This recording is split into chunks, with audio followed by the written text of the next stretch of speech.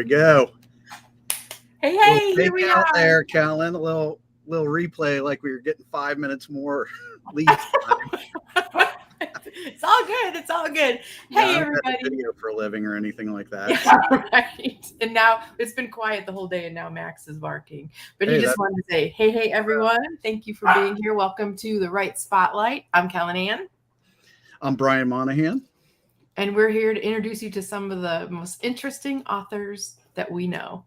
Can you believe we're on episode 2 and we're not even 2 weeks into the idea, right? I know, right? It'll be 2 weeks old on Monday, right? Kellen's like, I got this idea, Brian. I want to start a podcast. And do you want to be my co-host? And do you want to start next week or the following week? And can you do everything? Since you're an AV guy, can you go ahead and set up the stream and make intro videos and all of that stuff? But yeah, we're having a blast. And I know, it's a blast. Even though I've been sick this week, it's been really I haven't been quite as active as I wanted to be, but definitely feeling better. And we're not going to tell anybody you were out last night. I mean, you were definitely sick, that you're feeling under what now. Come on, we got to have some secrets. Yeah, so how was your week? I had a great week. I was out in Washington, D.C. I was a stone's throw away from our guest, but he was traveling, so we didn't get to catch up. But I think it was good timing that we're having Geoff here on the show. And I've known Geoff for quite a long time, and I think we're gonna have a great show today with him. He's fun man. He's a deep thinker. I think a lot of people think of comedians and as being just all about the fun of life, right. But I think they kind of have a side to them that is just about they're digging into life in a way that other people are not there. So I think we're gonna have some good combo with him. How about your week? I know you say you're not feeling well. I wasn't feeling well. I've just been working and resting a lot. I got a new client, People First Logistics. Sydney Tarver, he's an amazing guy. He's going to be on our show eventually. He's in the process of writing his book, so I'm definitely going to introduce him to you for obvious reasons.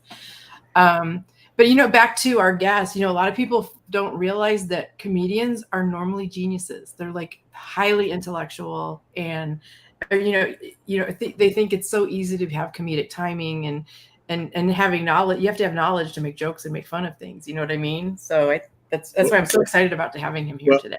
I mean, that's actually how I met Geoff. He was doing a conference. I think is actually at a similar conference to the one I was at this week in DC for event planners. And he was teaching a course on how to have more wit in your presentations. Mm-hmm. It's been a better part of 10 years. And I don't know that I probably need to go back through the class. So, but maybe I think I can take it. I mean, my life is comedy of errors, but it's good to be very specific and strategic with your humor.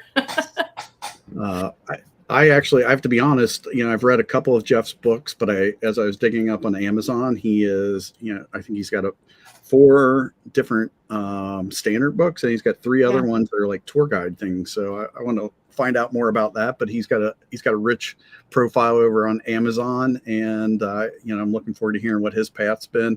And let's not keep him in the penalty box. Let's bring him in because let's go ahead and put, so Geoff Woliner, founder of Winning Wit. He's taught education. He helps people write, those roast speeches, the bride and groom speeches, bring that and do it in an elegant, high-end way. He's also, I call him the onion of LinkedIn. I don't know if he's okay with that or not, but he's a satirist as well. And I love his stuff. And, every day, or just nearly every day, he posts something to LinkedIn that's just kind of trolling us all. And I love it. And I just love his approach to life. So let's go ahead and bring him on. Welcome, Geoff. It's great Geoff. to have you here. What's up, guys? And Brian, true story, man. I'm just trolling you. All right. Not LinkedIn. It's just you, man. That's it. I got a private feed. There's not even anybody else getting that. Just setting the record straight on this right now. And all the credentials you were discussing back there, the guy sounds impressive. I don't know who the hell you're talking about. It's certainly not me. But I'd recommend maybe getting him as a guest on the show. Well, no, I think right. with AI and everything, I mean, we can just, bring you in any way we want to. Mm-hmm. And, that script has already been written for today. So, And we didn't even write it. You'll have a little bit more hair, so that'll be exciting. Well, I mean, I think that's part of the AI function is that, by the end of the show, you will have a full head of hair. I mean, that, we are. You get some of mine because I have enough for all three of us. You say AI is the future. I want AI to be 20 years in the past as far as this is concerned. So. There you go. I love it. It's the Holy Roman Empire of mains. So you're talking about credentials. I was asking you before the show. I was like, "What's a CPCM?" By the way, Geoff. I mean, are you going to share that, or is that? If I can, man, that's the great secret. Well, I mean, okay, real talk here. We're live, right? We have an audience. Live. Yeah, we are live. All right. Only here on this show. It's going to be revealed. Okay. Right. It stands for whatever you want it to stand for. It literally means nothing. It is a perpetual troll of the credential obsessed world that we live in. And anybody who would ever say, like, I think you're impressive because of your CPCM is just straight up outing themselves. And I love it. I am just so amused. See what I said about being intelligent? Well, you can see at least I am a pretty transparent person. I didn't lead with and he's a CPCM. I'm like, what the hell's a CPCM, Geoff? I'm barely an ANN. Now, I am a certified professional coach. So, I mean, I do have some acronyms. I mean, I appreciate certified professional coach, moron, maybe. I don't know. I mean, Maestro. Oh, you're better with words than me. Now we're cooking, baby. We got it.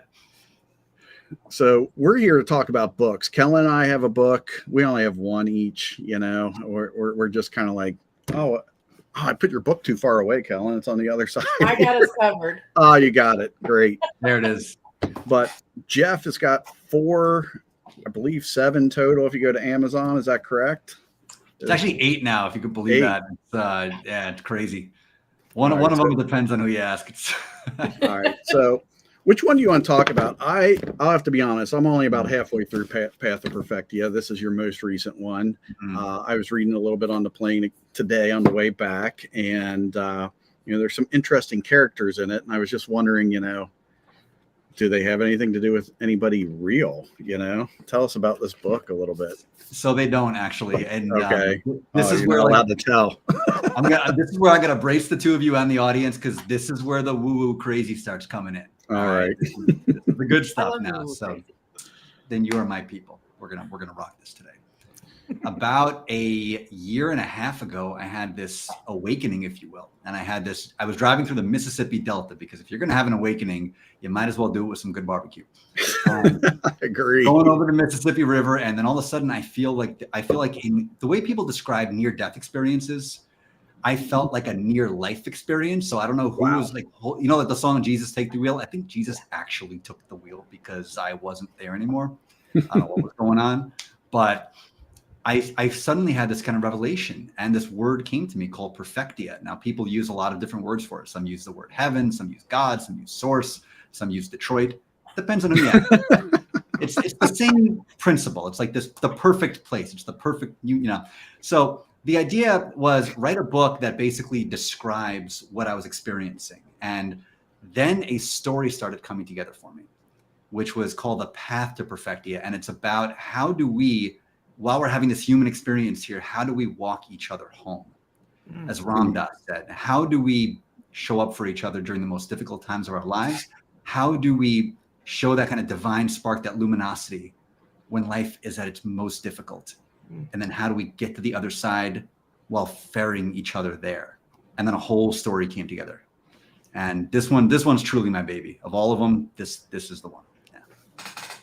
Yeah, I've known you for a long time, and, I've seen you through, some career, you're very focused on the meeting industry when I first met you. I don't feel like you've been really quite as involved on that side of things. Is that correct? You're kind of taking a little bit different path. It's fair to say. So, not being in the same city with you, we don't get to talk about it a lot. So, this book really did for me, like, hey, this is a little bit different path for Geoff. Something is going on. So I'm glad I actually got to hear it here in this forum, because I definitely noticed there was a change in you. So I think it's great. the first book I read of yours was, I'm gonna go ahead and bring up the graphic on it because that's what I do. I loaded them in here today and we're going to use them. Okay. He's a pro. That's right. So we're going to go ahead and put that up here on the screen once I find it. I just sit here and look pretty. This guy. This is the guy. This is the guy. All right, let's see if I can find it. Actually, I don't know. It's not the one I'm looking for. Is not even here. Is it delisted? Do I gotta take this up with Amazon? I don't know what they did. Well, let's just bring up this one then. Let's bring this one up because it is. Let's see if I can bring this up. You know what? I can see it peeking through. I know. I think I know. 2020, isn't it? Yeah, I know what I did. I need to look in the right section. I think I put them in the background. Yeah, I failed. Let's see if there are no failures. It happened to the best of us. There are no failures. If I were running this, we wouldn't even have our names up. Okay. All right, so let's just get rid of that in the background. So let's just talk about that book. So that one was Get Bitter to Get Better. What do you think about that? I mean, what tell me, that was an interesting title for a book. Where did that come from?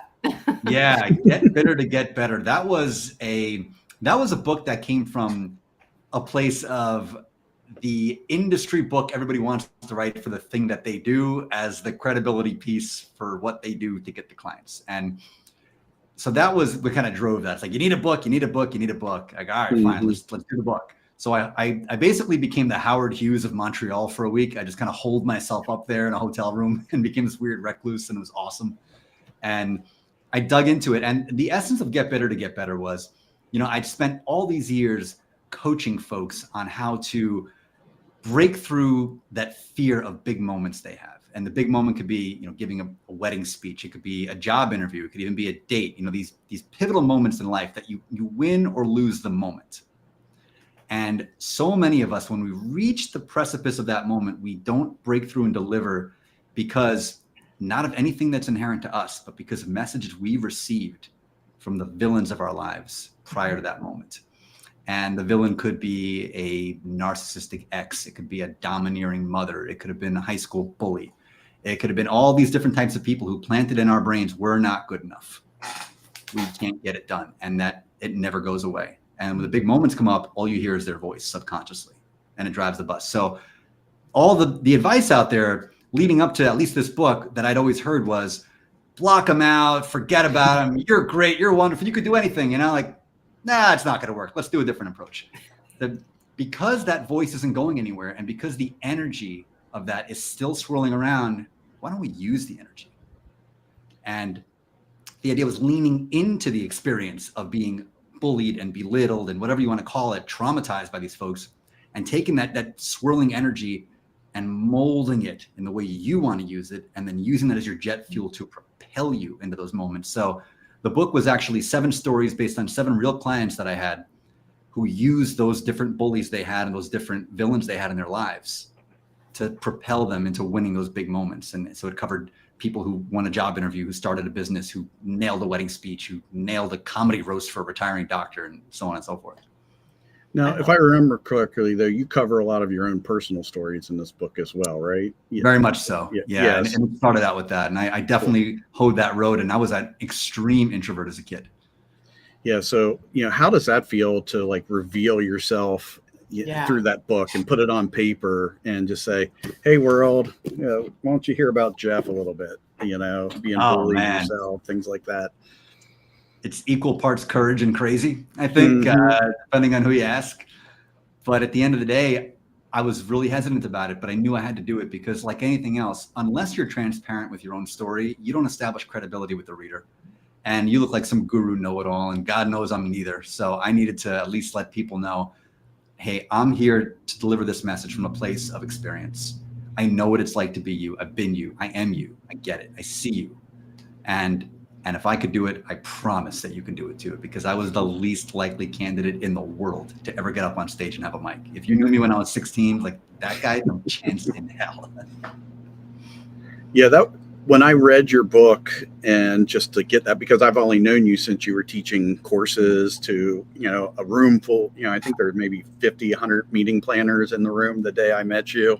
And, my only knowledge of you is a front man per se, so when I pull up this book and I get back, I'm like, what? That I would have never guessed that. And so it definitely helped me. One, like you said, to get to know you better. Like, I think through a book, my relationship with you is better because you shared who you were. And so then, all of a sudden the pandemic hits, and I felt like I built a friendship with you because I knew you better, even though you never told me that story directly. And so I think that's absolutely. So I always, look up to you for how brave you were for sharing that information in the book. So, well, if you're looking up to me, we all got problems, man. But I appreciate that. No, but seriously, that is very kind of you to say. And honestly, brother, I felt the same about you reading your book. I got a window into your heart, because people talk about customer service from a very robotic standpoint, but I got a window into the heart of Brian Monahan, like where you're coming from, the impact you want to make on this world, and how working with people is more than just transactional. It has lasting impacts. And that really hit me as somebody who deals with customers all the time. It was an awesome book to read. I think when you allow yourself to be vulnerable, it puts you on the same playing field as your reader, and they don't feel like there's this hierarchy of, the master who knows everything. It's like you are right there with them, you've suffered with them, and you're willing to share. That takes a lot of courage to share personal things. So I think it's really cool. So there's the other one, Super J. Tell us a little bit about that one. So that was actually done. What's that? I have not read that one yet. I need to add that to my collection. So that is a book that is a straight up, it is a spirit of an early 90s slapstick comedy. Mm-hmm. And the book is a tribute to my father. Now I say a tribute, he's still alive, thankfully, but I wrote it actually as a Father's Day gift to him. Oh, that's so cool. And a lot of people, they have dads and they have just this treasure trove of stories they tell you, and you've heard the same stories 1,000 times. And he's got a fantastic lifetime full of stories. So I thought, how fun would it be to take his stories and put them into this superhero type of overarching story, like just call him like Super J, and the adventure, and make his stories into the adventures of Super J, but write it as a just preposterous slapstick comedy. Oh, I love it. Now I have to read it. I haven't read that one. It's Geoff, so irreverent. It's bananas. It was so fun. Books are easy to read too. Like they just kind of get you there. So there was like a character that seems really familiar to me in one of your books. I don't know. Did you base it on anybody we know here, or I thought you were going to tell us about that book. It was what is that? Return to 2020 or Beyond? I can't remember. Oh God, please no Return to 2020. That's No, not Return to 2020. Leaving 2020, right? Yeah, it was called Leaving 2020. That was the first nonfiction true nonfiction I'd ever written. I'm sorry, no, true fiction I'd ever written. See, I don't even know my own books. That was true fiction. That's true fiction. And I want to talk vulnerable. All right, this is a story I've never told publicly before. Ooh. So, in April of 2020, remember those halcyon golden days? I was within an inch of my own life, and I mean that not just metaphorically, truly within an inch of my own life. I won't get into the details. There were a confluence of events, and the pandemic wasn't it, but it was the thing that pushed it to the it. And it was at the very beginning of April, and I gave myself until the end of the month for things to turn around in some way to show me that there was still some light left in this morass, or I was going to call it a day. That's where it was. And something came through to me at the time that said, you're not done yet. And now it's time to tell this story in a way that will help you heal through the writing process. So I created this alter ego named Sean Gallo. And the book started where he was on the rooftop of his building in New York City. And he was going to jump. And he was in the thick of it. We're talking New York, early April 2020. So it was the timepiece being written as it was unfolding. And this character had lost everything. He had lost his only remaining relative, which was his grandmother. He lost his job. He lost his girlfriend. He lost his favorite watering hole, which was shut down due to COVID. He had nothing left. And he'd been battling depression his entire life. So he gets up to the top of his roof and he says, I'm done. I'm out of here. And he jumped. He actually jumped. But that's where the story really began. And he ends up in this kind of metaphysical journey, this adventure through all these different realms to find his way back to the light.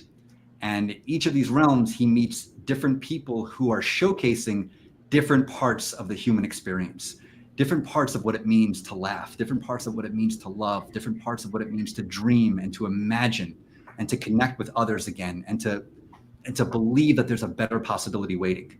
And through these different realms that he encounters, he finds his way not only back to the light, but back to himself. And that's kind of how it comes full circle. Now, the way I was able to put it together was I was fishing around LinkedIn to say, help me write this book, because I didn't even know what direction it was going to go, because I was also looking for the light. So I put out a call. I said, friends, if you want to be part of this book, then send me what lights you up in life, and I will write you in as a character in this book. And I got submissions from all over the world, from 32 different countries. Wow. People were represented in this book. And Mr. Brian over here happened to be one of them. And he showed up on the Serengeti plain of Africa. Super randomly, which was awesome. Yeah, in AI, we can do whatever, right? We can do whatever. And he was talking about the magic of hopscotch. I love it. And hopscotch helped this character come back home to himself. And it was a really profound healing journey for me. And it was something I wrote really all throughout 2020. And I released it at the very end of 2020. So the title was perfect, which was Leaving 2020. And that was something else. Yeah, when you started doing that, I'm like, is he really going to write everybody into this book? I mean, I didn't believe it. I'm like, what's Geoff up to here? So when it finally came out, it was super cool, and I thought it was brilliant. Obviously, so that is a great idea. I should have got all of our friends. Well, it might have been. So Kellen and I met because of the pandemic. We were Jeffrey Gitomer fans. Are you familiar with him? He's a sales author, but we were following his live shows, and we started our own little group called the Megamind, and we have a similar experience. We've all just came to support each other through this time, and so 3 years later, we're still friends doing this. She released her book during this time as well. It's called Wags More, and it's about her. Geoff, do you know what a grumble is by chance? You need to know what a grumble is. And it's like my stomach after a quesadilla, but I don't know much beyond that. So. Close. It's 3 or more pugs. Okay. So I think, you're going to have to fit that into one of your future storylines, I'm already working on the new one. Grumble is going to make its way in. That's a promise. I can't wait. Guarantee you. Awesome. So, tell me a little bit about, you've moved, all of a sudden I saw, you posted funny stuff to LinkedIn and little stuff, and I saw you kind of like dipping into this, but then there was a day, it was like, do you post every single day something to LinkedIn that's satirical, or tell me more about that? Yeah, most days, honestly. And, my wife always says, like, where do you come up with this? And I'll bleep out the last part of that sentence. But, and I look her in the eye and I say the honest answer. I have no idea. I have absolutely no idea. It just comes to me. And to me, satire is an art, and the art is more formulaic than it seems. Mm-hmm. So the art is it's the art of juxtaposition. It's taking two things that are seemingly different and you combine them into one, and then just comedy. It's like a star being born, like just comedy explodes from it. So, when I did today was, so there's in the news, they're talking about how India is looking to possibly change its name to Bharat, which is the word that they use to describe India within India, but they want to change it to Bharat on the global stage. So the satire piece I did today was, like breaking India to change name to Bharat to avoid Discover card payments. So it's stuff like that, it's just you take two disconnected things, you put them together, and boom, the comedy's born, and then it just writes itself. That's hilarious. So what do you want to be remembered for? Helping to, we're talking there it is. Yep. I want to be remembered for India changing its name to Bharat to avoid Discover card payments. But if I can't be remembered for that, honestly, I'd love to be remembered for what I'm working on right now and what I'm working to usher in, which is I don't even know how to describe this, but essentially a more optimistic future that we currently don't have. So one thing that Brian probably remembers is that during the pandemic, I had a weekly live show. It's called Good News Fridays. And we were absolutely inundated with doom scrolling and fear and just all the horrific, we're all screwed messaging just over and over and over and over again. And there was a part of me that said, there's two sides to every story, and it can't possibly be as bad as everybody's saying. There have to be green shoots. There have to be rays of light in there somewhere. So I went on a mission to be a heat-seeking missile to go hunt down the pieces of good news that existed during the pandemic regarding the pandemic itself. So I know John Krasinski was doing his good news thing about, oh, look, somebody found a cat somewhere. Like, well, that's great. But people are terrified about COVID. That's not going to do much for them. So I was trying to find the news that said, okay, well, guess case counts are coming down over here. There is a new therapeutic being developed in this country to treat this and that. And there's a way out of this. There's a way out. And I'm feeling that energy now again with the world, not in a COVID sense, but in a broader sense of this intense doom mongering about literally everything. And we're feeling it in the ether. And it's this ugly cynicism in the culture right now. And it's heavy and it's awful. And we want something better. And I'm working on creating that. Wow. No, I love that, Geoff. It's actually been tough because you've actually forced me to move on different topics. Like I have, let's all kind of wallow together and let's jump on the train together. And then you take a different stance, or like, no, we're not going to take it. And so it's forced me to kind of like step back and say, well, maybe I am jumping into some of that fear mongering myself and to take a different path. And I think that's, when you can do that from an environment like LinkedIn, that's powerful. It really makes a difference. And so place is a zoo, but I try. Which I've been wanting, I think it kind of ties in well with a question I've been meaning to ask you the whole time here is, the cancel culture. You as a comedian, can we chat about that? What's going, how's that work out for comedians these days? How do you, when you're getting ready to post that, what goes through your mind? That are you going to get canceled on a day or what?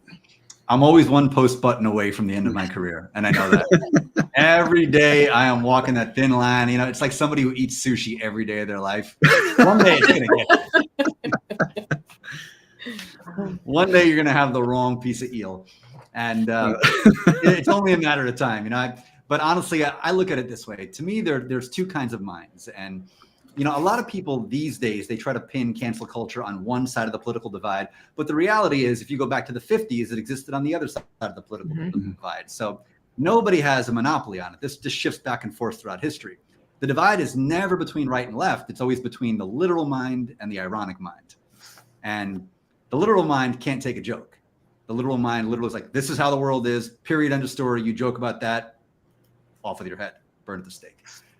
The ironic mind realizes this whole thing is a big game. It's a big show. It's a big dream. It's a big joke. It's something we can play with and have fun with, like a big ball of Play-Doh.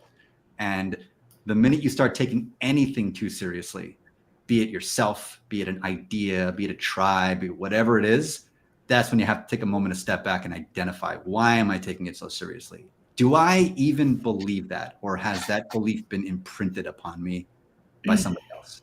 And if you really honestly ask that question, you're going to come up with an uncomfortable answer. What do you think, Kellen? You feeling uncomfortable yet? Yes. Never. I never feel uncomfortable, do I? No. Can we make fun of anybody anymore, Geoff? Is that legal? I mean, are we able to? Is there a path to make fun of somebody now? It shrinks. I do in my head. Yeah. It's basically limited to like Elon Musk. I think the entire realm of who's acceptable to make fun of in this entire world has been shrunk to one man. And he even has his defenders. So you make fun of him, they're going to come after you. So honestly, to me, I think you can have fun with anything, but there's a difference between having fun with something and being malicious and mean-spirited. Right. Right. Yeah. And I don't believe in that. To me, that's not even funny. Like there's nothing funny about malice. And I think a lot of comedy has been conflated with malice. Nothing I do comes from that place. It's all, and I used to do comedy that did come from that place. And a lot of comedians do. So George Carlin's a great example. Right. A lot of people love George Carlin. And I used to love George Carlin, but now I have a chance to see his comedy kind of for what it was. And the energy behind that comedy is a very angry and very bitter energy. It is a screw this, screw them, the hell with this, the hell with that. There's this, it's just lashing out. And when you get into his story, you understand where that comes from and why that is. But there's no love energy behind that kind of comedy. It's just screw everything. And this is my whole bit now. Is it like a safety net to just make fun of yourself then? Totally. Oh my God, yeah, absolutely. Now that gets me in trouble with the New Age community because like, no, but your words manifest your reality. Therefore, you can't, if you talk down to yourself, you are creating a reality. No, I'm just having, it's a joke. I'm just telling you. Yeah, we're hosed, Geoff. I mean, what can I say? I mean, I couldn't see being a comedian in today's climate. I mean, God bless you. It's almost God. Okay, so the other problem is, can you go back in time and just say, okay, like that, George Carlin's mostly. What about Blazing Saddles? Yeah. Could that be shown today in a movie theater? I'm amazed that they're still selling the Blu-ray and that you can even find it on classic films. I mean, I am beyond blown away that even exists anymore. History of the world. I'm going to tell you my mother of the year story. When my daughter was 5, I thought, horses, she's going to love it. First 2 seconds of the movie, go out and play. You can't watch this. I'd forgotten. I forgot how bad it was. The example I love to use is the one of All in the Family. Now, that's a show that would never air today. No. And to me, that's hilarious. Because the character of Archie Bunker was not promoting racism, it was destroying racism. Right. That it was, and if you understood the humor behind Norman Lear and also Carol O'Connor, the way he was portraying the character, it was meant to lampoon bigots, right? Not to promote them. But the literal mind can't see through to that. The literal mind just hears a bad word and they say, well, you have to cancel it. While not understanding the context behind, he's showing how ridiculous it is to think that way. And that, I think that's part of the problem too. It's that there's just such a literalism out there. And we have this hypersensitivity, but if you look past it, you realize there's a lot of brilliant comedy being done that is meant to move us forward, to advance our consciousness. We just have to give it the space to do it. Well, I mean, I think that is the brilliance of Archie Bunker, is that people don't know that is, they've taken it as people are enjoying that humor when it's really highlighting it as something not to do. And so, and every time.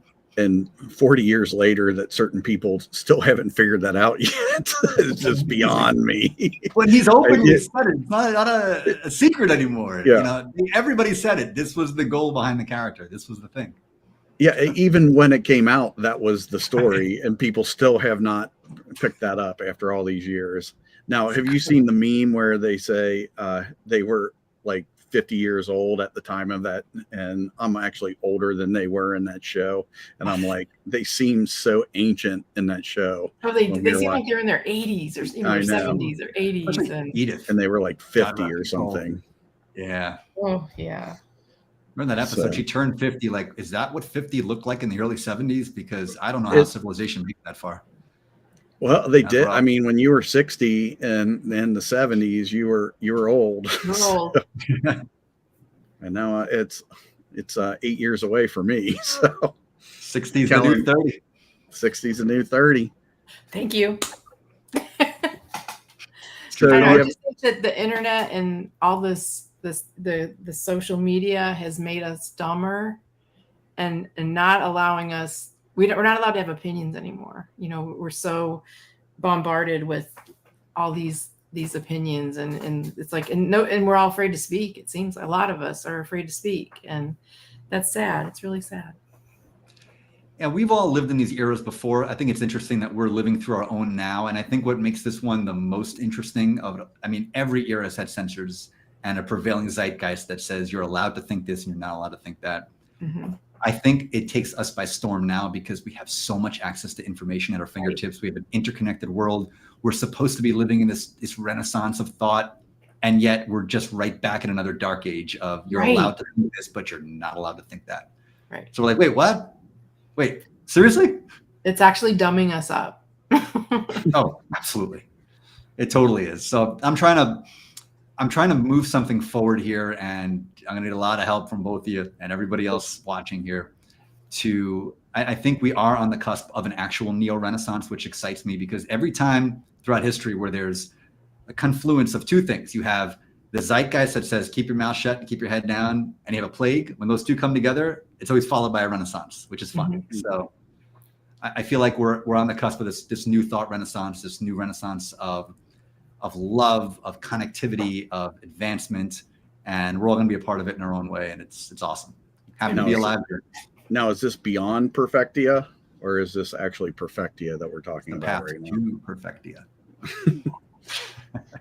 So, I told you that I had all kinds of bells and whistles today. Obviously, my graphics didn't work. We talked about the AI. I thought you were talking about me. No. And we were talking about the AI growing your hair back. It appears that was broken too. So I'm sorry, Geoff. I'm sorry the AI model just did not work today. But can't win them all. What a brilliant show. I know.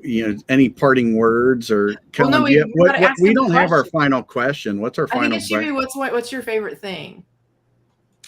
My favorite thing? Yeah, because my old show we used to ask what was your favorite moisturizer.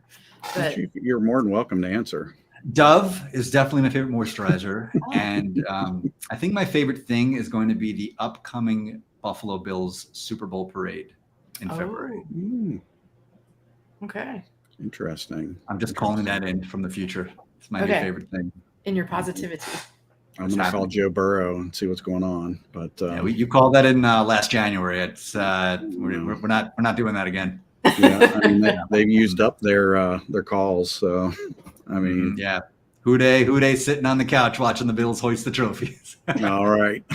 Well, hopefully we'll meet up in the the championship. So that would be good. I would love that. It would be great to have the Chiefs not in it for once. And yeah, absolutely. So where can people find you?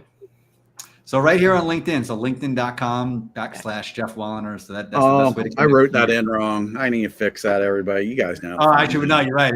It's linkedin.com. I'll talk it out. It's linkedin.com/in/Geoff Woliner, or just Google me. My LinkedIn will come up, and if you want to pick up any of my books, that'd be cool. Wouldn't hate that. But if did anybody read my private there we go. There we go. I fixed it. There it is. More than anything else. Read my private message. What's that, Kellen? Read my private message. Okay. One of somebody, both of you. Oh, read the private message. Oh, we have a baseball thing happening here? You go to the chat button, then you go to private. Yeah, ooh. Because we did this with Jennifer, so I wasn't sure. Ooh. The answer is yes. I would like to give away a book. Okay. Which one do you want to give away? I mean, we put you on the spot here. That's why I said read the chat. Nobody else knew what that said. No, let's give a copy of the My left foot itches. Help. That's a book title right there. You are a genius, my friend. I have a ton of them. Love it. So go out to LinkedIn and cancel Geoff on one of his posts, and then you'll be entered to get a book. Okay. And then also, go out to the right spotlight.com/sign up. Subscribe. Go out to YouTube. Hey, we're getting better each week at this. This week we had a little intro. We're gonna have an outro on the way out here. We had graphics that didn't work this time. They worked last week. But hey, we're moving along. The great news is the authors we're bringing on here are perfect. We've got some great. And next week we have Cynthia Mannion. Yep, Cynthia Mannion, and her book is called forgot it already. It's something hard ass this or that. I think that's we're gonna have to come back. We're gonna have to have you join us next week, Geoff, to talk to her. So do it. We're not that. But come back next week. See what Cynthia has to say. But we're gonna wrap up here. We're gonna send you Pearl. Black Pearl. Yeah, she's tough. And I'm going to shamelessly promote, Brian. Go to Amazon for this. Go to Amazon book. for all of them. Great book. Go get Great book. Perfectia. And Wagmore's out there too. All of us are just real humans here who wrote books. So, our goal is to get you to join the club as well. So we welcome you to join us in authordom and be on the show someday. So yes. Love it. So thank you everybody for being here. It was exciting. Thank you, Geoff. It was so cool to meet you. Thank you. Wonderful both. to meet you. You two are the best. And we'll All see right, you guys next week at our normal time at 10:10 a.m. Thanks, everybody. Have a great week. Bye.